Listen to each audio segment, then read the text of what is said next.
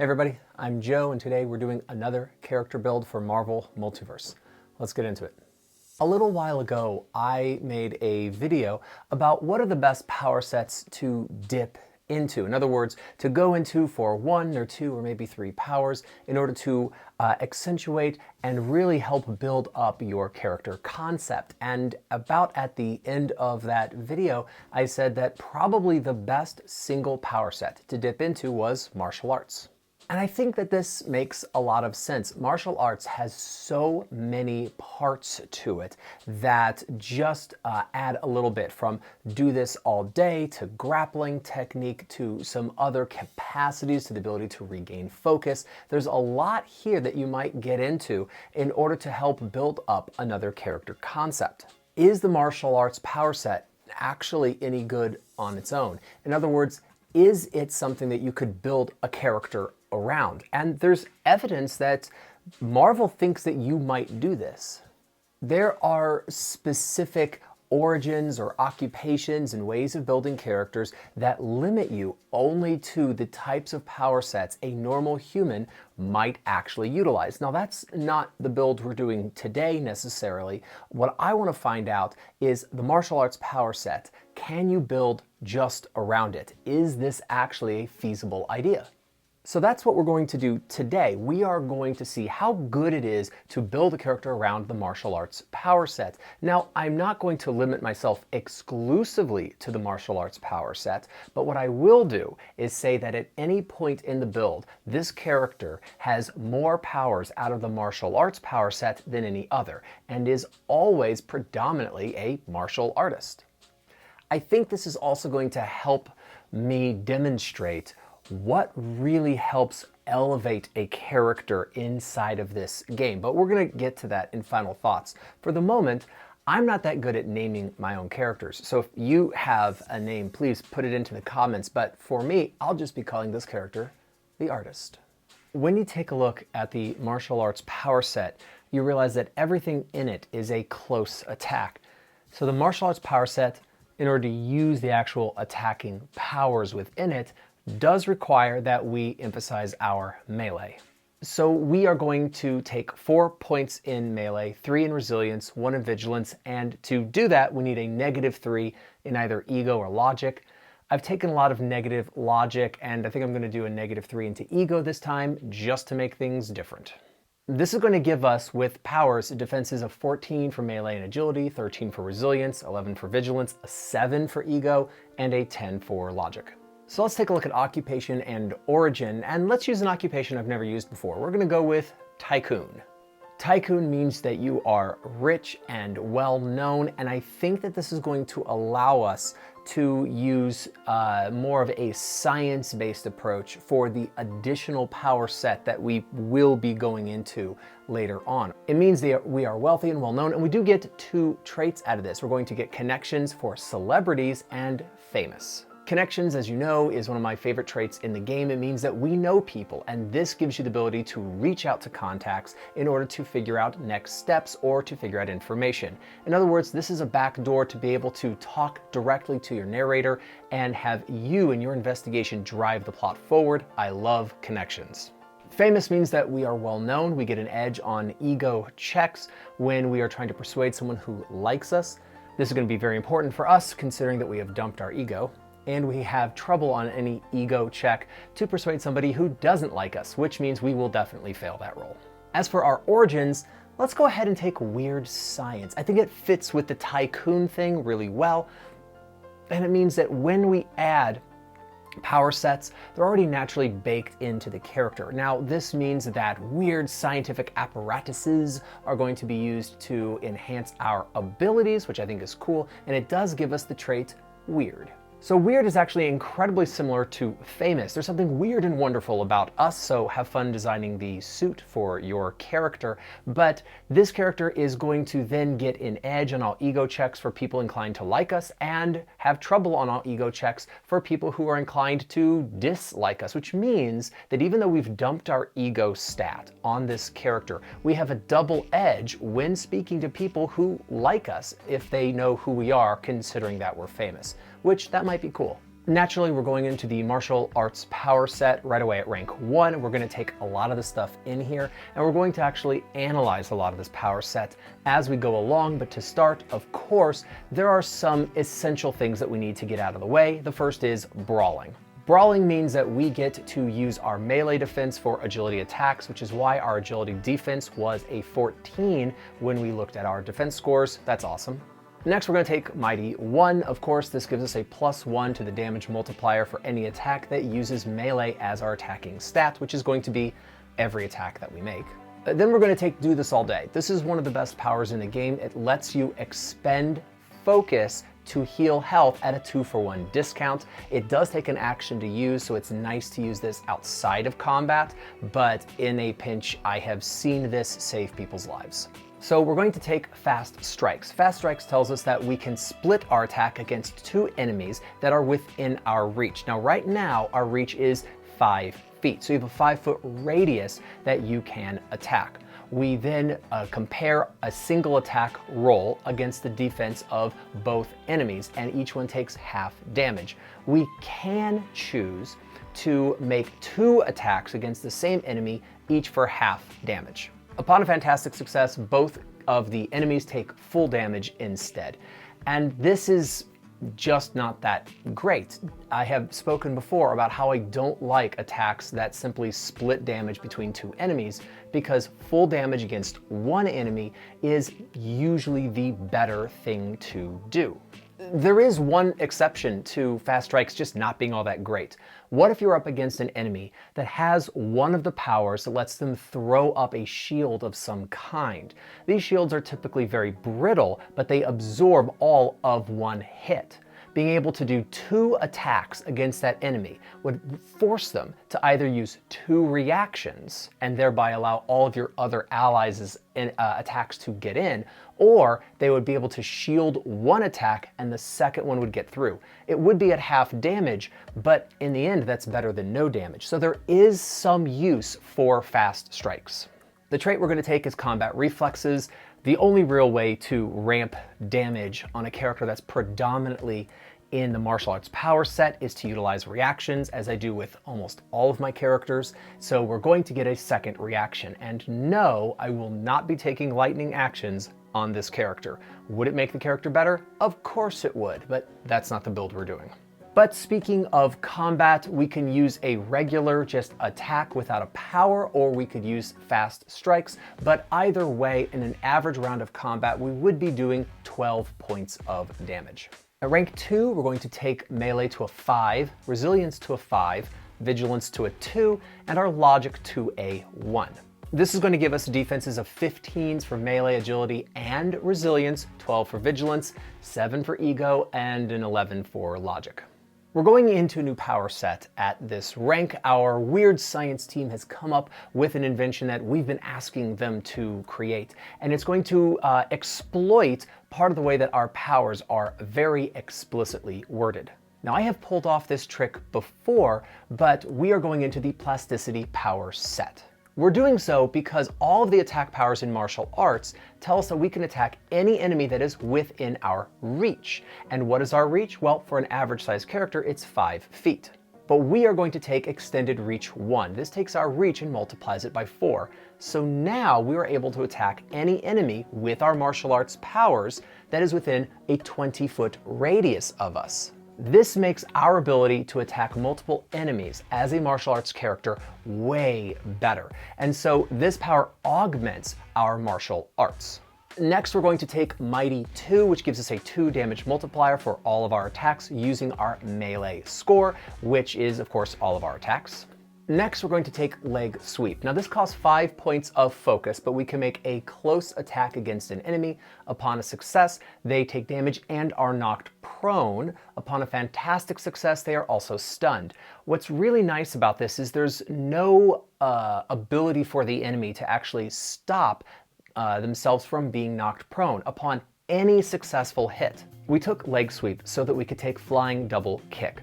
This power costs 10 points of focus, so it's pretty expensive, which is a shame, and does require that you are a rank of 3. We're not, we're rank 2, we're gonna deal with that. But when we have this power, we can make a close attack against any two enemies that are within our reach, which now is a 20-foot radius. Upon a success, they take regular damage. Upon a fantastic success, they take double damage and are knocked prone. Please notice that this power does full damage to both enemies, making it way better than the half damage attack that we've been doing so far. And we can do it in a 20-foot radius. So you're going to have most situations allow you to use this power effectively. Of course, the way that we took flying double kick was through our trait, which is surprising power. Surprising power allows you to pick a power and bypass all of the rank requirements. We meet every other requirement for flying double kick. We're in the power set and we have leg sweep. We just weren't a rank of 3, and surprising power bypasses the rank requirement. So yes, you can get this a level early. So during combat, we now get to do a flying double kick during a round, basically attacking two enemies for full damage, and if we pull that off, we are doing 52 points of damage on average. Let's take a pause for a second. Flying double kick mechanically attacks two enemies that are within our reach, doing full damage to each on a regular success. That's what we're after, right? So we have spent 3 powers gaining that ability. But here's the thing. Banging heads is mechanically identical. Banging heads says that we make a melee check against the defense score of 2 enemies within our reach. We must succeed on both of those checks, which is different than flying double kick. But upon a success, both enemies take damage. Now here's the thing, banging heads you can take right away at rank 1, and it does not cost focus. So why am I going into flying double kick? Because I want to demonstrate what the martial arts attack powers really are built around. And the reality is, it's not that much. The attack powers inside of martial arts cost too much focus and are just mechanically the same as powers you can get way earlier and way easier elsewhere. And the reality is, banging heads is inside of super strength, but it's also inside of martial arts. So this is the first of several really big kind of marks against the martial arts power set being what you use to take damage dealing powers. They are just not an efficient use of your powers that you can take. Well, let's go ahead and do point buy for rank 3. We're going to bring melee to a 6, resilience to a 6, vigilance to a 3, logic to a 3. This is going to give us 16s for our defenses for melee, agility, and resilience, and 13s for the defenses of vigilance, ego, and logic. Yes, we are finally taking care of that pesky ego defense that has been really, really bad. We're not going into a new power set at this rank. We're just going to take 5 powers, and we're going to start with Flexible Bones 1, which is a damage reduction power in the Plasticity power set and gives us 1 damage reduction. By the way, here's a weird thing for you. There are 4 levels of Sturdy, but why are there only 2 levels of Flexible Bones? It doesn't really make sense to me. If someone wanted to put 4 powers into Flexible Bones in order to get 4 damage reduction, I think they should get to do that. And I know that they are prerequisites for things like Body Sphere, but that allows you to protect your allies. Why is that a trade-off against protecting yourself? I really don't understand the design decision here. It's strange. The next power we're going to take is Integrity, which allows us to use our logic defense against ego attacks. Finally, we have some defenses against ego attacks, which are the majority of mental-based attacks in this game.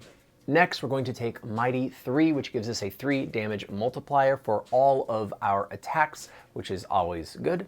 Next, we are going to take Attack Stance, and I know that this is going to be a controversial choice, so let's get into it. In the original playtest document, Attack Stance was simply one of the most powerful things that you could do for your character. You dip into martial arts, you grab Attack Stance, and you immediately bypass the need to take any other damage dealing capacities or damage multipliers. It was incredible, and of course it was altered for the core rulebook. The big thing that was changed was not the damage that was being doubled, though that did change. What really changed about Attack Stance was that Attack Stance used to be an easy action to get into.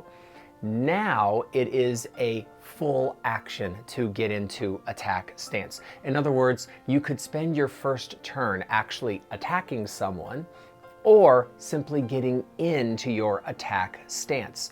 And getting into your attack stance is now your full first turn if you use it.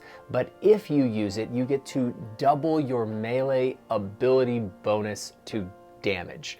For us right now, that is a +6. Now we do get to apply it twice, once for each enemy if we're doing a flying leg kick. So we've gone from 6 to 12, and now I guess from 12 to 24 total damage, which is nice, but we had to give up a full round of attacks to do it. You might say to yourself, that is a terrible trade-off. I would never take attack stance as it is currently presented, and I would probably agree with you. But to explore what's possible in martial arts, I think we have to take it just to kind of see what this does for us. So anyway, we're taking attack stance, and in all likelihood, this is the only character I'll ever build that actually does it. The next power we're going to take is Counter-Strike Technique, and a lot of the reaction powers in martial arts were substantively changed from playtest rulebook to core rulebook, so I want to make sure you understand how this works in the current game, in the core rulebook. Counter-Strike is a power that is a reaction. You must be rank 2 in order to take it, and you must have attack stance, and attack stance has to be active, meaning you have had to have had your first turn and gone into attack stance. Then the triggering event is that an enemy makes a close attack against you that does any amount of damage, and you can spend 5 points of focus and your reaction to use Counter-Strike Technique. With Counter-Strike Technique, we get to then automatically do half the enemy's damage that they did to us back at them. You don't have to roll for it, it just automatically happens. And all right, a couple points about this. First, how am I going to calculate what the enemy's damage is? Some enemies are going to be minions that aren't doing very much, and some are going to be boss enemies that are several ranks higher than us. How am I going to assume that that works for damage calculation? I am going to simply assume that the enemy does the same level of damage that we do to them, and hopefully that averages out somewhere either in the middle or on the slightly conservative side. Is this a good power? On one hand, there is assurance that it actually will do damage, right? It will actually do damage to the enemy. It's 5 points of focus. We have 2 reactions, but it's one of them. And if this is against anybody other than a boss, then you're not necessarily getting a whole lot for your reaction. Also, bosses tend to attack more at range, I would argue. And this does stipulate that the attack must be a close attack. It must be a melee combatant. But is that really going to be a boss? And sure, sometimes I've built high-end boss enemies that use close attacks. 100%, I have done it. But with higher-end characters, they typically want to attack from range and thereby make it more difficult for the players to be able to attack them. And as a result, the very enemies you'd want to use this on, the ones who do the most damage to you, are the ones least likely to actually make an attack that qualifies. I don't like this power very much. I would much rather take a roll of the dice and roll to attack with another reaction power that does full damage, and there's lots of them. But we're exploring the martial arts power set, so we are taking and we're going to use Counter-Strike Technique. The trait we're going to take is going to be Signature Attack for Flying Double Kick. If I'm going to be using this as my primary attack, I might as well have an edge on it, and of course, Signature Attack is the easiest way to get there. So now we always have an edge when we use this attack, which is awesome. So what does damage look like for us at rank 3? Well, we're going to do a Flying Double Kick that hits 2 enemies, and we are going to do 2 Counter-Strike techniques, and if we pull all of that off, we're going to do 108 damage per round. So let's talk about something. You've probably noticed if you look at the feat trees inside of the martial arts power set that the attacking powers start with fast strikes, and then they branch. You can either go the path we went, which is to leg sweep and then flying double kick, or you could have moved to chain strikes and then after that focused strikes. We did not go that path. So the question is why? And the answer is chain strikes is terrible. Let me make sure you understand how chain strikes works. It is an attack against a single target, but we do get an edge on the attack automatically, and that is good. There's no doubt about it. Upon a success, they take damage. Upon a fantastic success, we get to make another chain strike. This is garbage, and let's explore why. First, chain strikes takes 5 points of focus just to use. Second, it does not say that on a fantastic success, we do double damage. It says we get to make another attack. So there's no automatic double damage. For this to work in our benefit, we would have to have 2 fantastic successes in a row and then get to make a third attack. So in other words, we have to have incredibly lucky die rolls just for this to come out ahead of just about any other regular power. The fact that we don't get double damage on a fantastic success and get another chain strike just makes this a non-starter for me. Let's go ahead and do point buy for rank 4. We're going to bring melee to a 7, resilience to a 7, vigilance to a 5, and ego to a 4. We're going to have a decent amount of focus and loads of hit points. So the one thing this character does actually really well is tank a fight. And we're not building for that, so I'm not measuring it, but the character does do that well. We also have good defense scores. We're going to have defenses of 17 for melee, agility, and resilience, 15 for vigilance, and 14 for ego and logic. The first power we're going to take is going to be Mighty 4, giving us a 4 damage multiplier for all of our attacks. That's of course always welcome.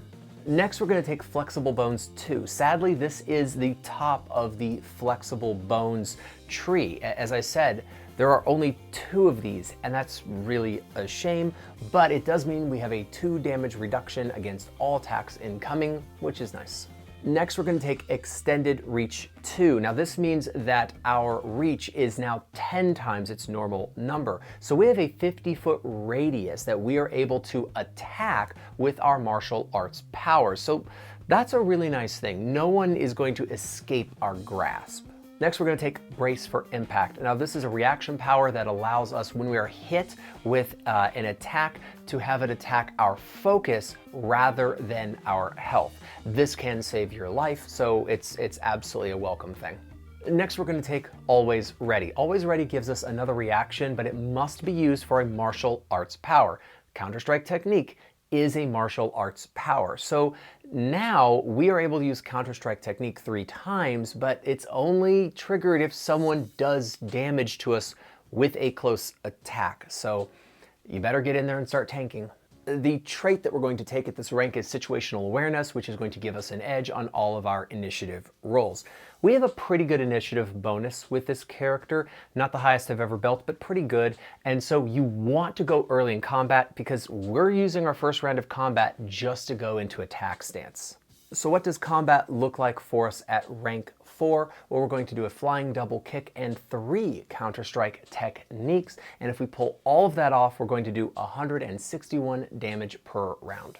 So you will probably notice that if you're looking at the attacking powers in martial arts, the next one that we could take is Leaping Leg Lock. It is a capstone attack power. You must be rank 4 to be able to take it, and it costs 15 points of focus. So it's got to be something great, right? It's pretty terrible, and I want to read it to you so you can see why. Let me read this to you. The character makes a close attack against an enemy. Great. If the attack is a success, the enemy is grabbed and dealt regular damage. Upon a fantastic success, the enemy takes double damage and is grabbed and stunned for 1 round, which is cool. Either way, both the character and the enemy are knocked prone. Let me read you Grappling Technique, which we could have taken way back at rank 2. The character makes a close attack. If the attack is a success, the enemy takes regular damage and is grabbed. Exactly the same. On a fantastic success, the target takes double damage and is pinned. It costs 5 points of focus, not 15, and there's no rider about us being knocked prone at the end. Being knocked prone is going to give any close attack against you an edge. And since you just took your turn, I guarantee your enemy has its next turn before yours. Therefore, they will get up and then attack you at prone with an edge. So this has to kill the enemy in order for it to work. There's no rider on this about being able to target two enemies like we've been able to do with flying double kick. That at least would have allowed us to take two enemies down to prone and grabbed simultaneously. This is an atrocious power. It should not be a capstone, and I can't see why I would take it over grappling technique literally 2 levels earlier. Don't take this power. Let's do point buy for rank 5. We're going to bring melee to an 8, resilience to an 8, vigilance to a 6, and logic to a 6. This is going to give us defenses of 18 for melee, agility, and resilience, and 16s for everything else, vigilance, ego, and logic. So our defenses are really good, and our hit points are maxed out. I'm loving the tankiness on this character. I cannot take it anymore. I have to go into a new power set in order to get something. I'm just done with martial arts. It's just not giving me anything that I really want. So we are going to go into melee weapons. Melee weapons makes a lot of sense for us. We can still use a melee weapon when we are doing martial arts. When we are making close attacks, it still interacts with our plasticity. In other words, this still feels like the same character build. There's nothing inherently new or different or non-thematic that's going on. But first we're going to take healing factor, which allows us to automatically regain health equal to our resilience every round of combat.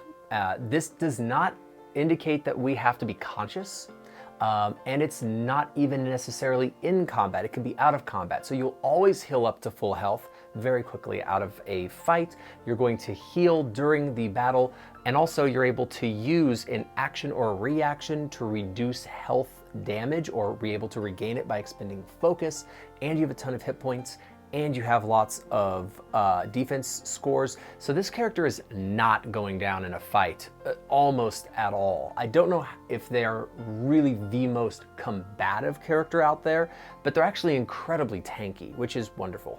Next, we are going to take Riposte. I love Riposte. This is a great reaction ability. It does not cost focus, and it is triggered when an enemy misses us with a close attack. Now, we're doing close attacks anyway, so this should happen for us pretty regularly. Anyway, if someone misses us with an attack, we get to attack them, and they take regular damage on a regular success, they take double damage on a fantastic success, and they're going to take our weapon's special damage. So what is our weapon's special effect? Well, it's going to be the bleeding condition, of course. The bleeding condition tells us that our enemy is going to take 5 points of damage on their turn automatically until they're medically treated. Now, Riposte is the one attack that we know we're making with our weapon, and so it definitely counts towards one enemy. Next, we're going to take Vicious Attack, just in case we really feel we need to use our weapon against an enemy. And this allows us to make an attack against an enemy. They take damage. Upon a fantastic success, they take double damage, and they are now bleeding. I don't expect we're going to use this, but I want to have it in my back pocket just in case. Next, we're going to take Iconic Weapon. This tells us that our weapon has some kind of special property or properties to it.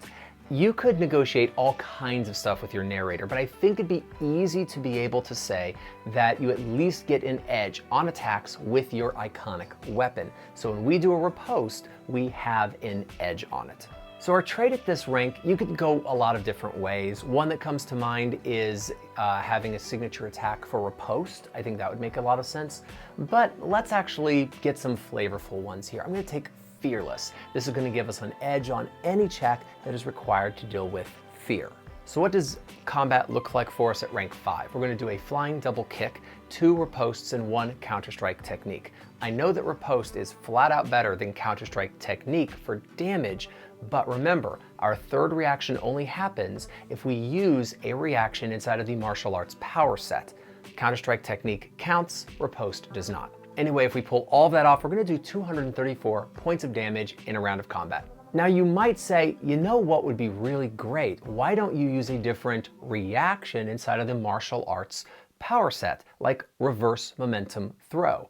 Now, reverse momentum throw is a good reaction power, but the problem is you have to be in defense stance in order to do it, and you cannot be in more than one stance at a time.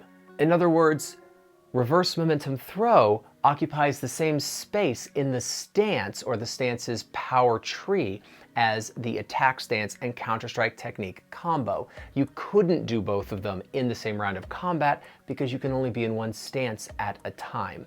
This seems very clunky to me, and it's one of the reasons why the stances, both defense stance and attack stance, are just mostly non-functional, for me at least.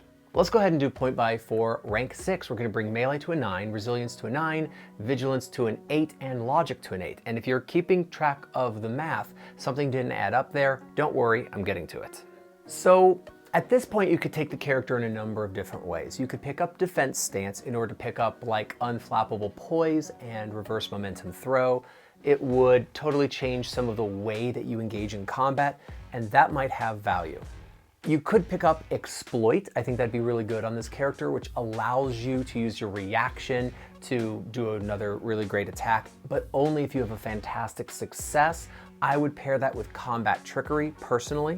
And it would also make sense to pick up powers in melee weapons, maybe focused fury and unstoppable assault. Those might be really good, just to give some more versatility to the character, and they would interact well with your plasticity. All of those are good directions, but I'm not going into any of them.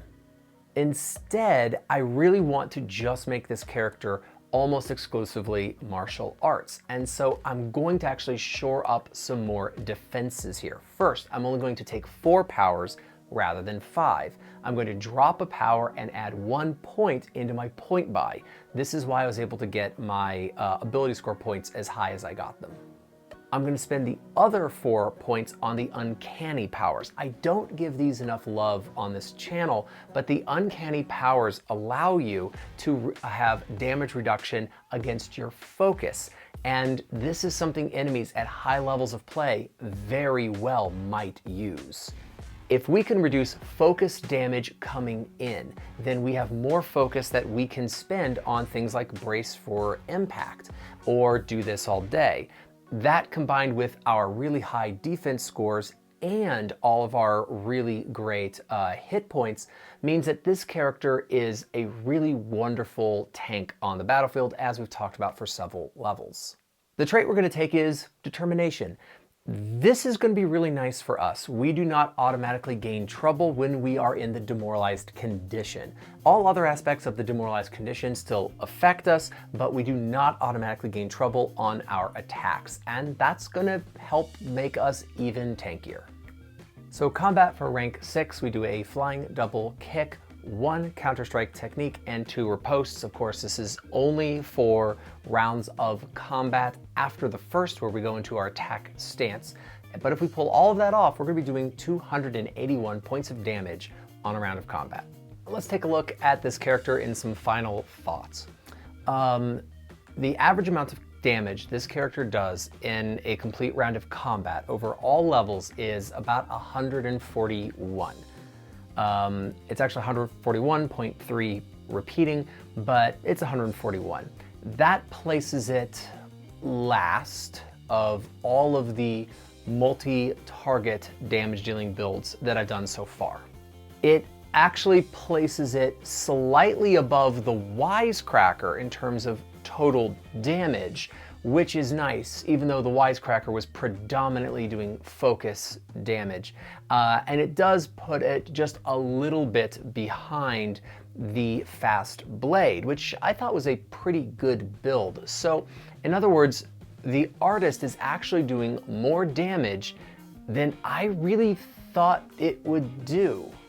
Now, this is because of attack stance. Attack stance is really getting a lot of bonus damage to our attacks in grand total, and that's great, but it is coming at the cost of a full round of combat's worth of damage. So if a fight is going to be relatively short, I don't think it's worth going into attack stance. It's really not, because by the time you made up for the damage difference, the fight would be over, realistically. Any combat that's going to go longer than about 3 rounds, yeah, this starts to really add up and it might be worth going into. Now, if you view this character only from the point of view of damage, this character is one of the lower damage dealing builds that I have done, but it is still quite respectable, I would say. And the other benefit is its very low focus expenditure. This character has a reasonable amount of focus and almost nothing to spend it on. The character also doesn't concentrate on any powers at all, and so the risk of losing concentration is meaningless, and the likelihood of running out of focus is also pretty much meaningless. Most of our focus is going to be taken up for most of the character's career being able to absorb damage or healing, and then once we get healing factor, that's no longer a concern.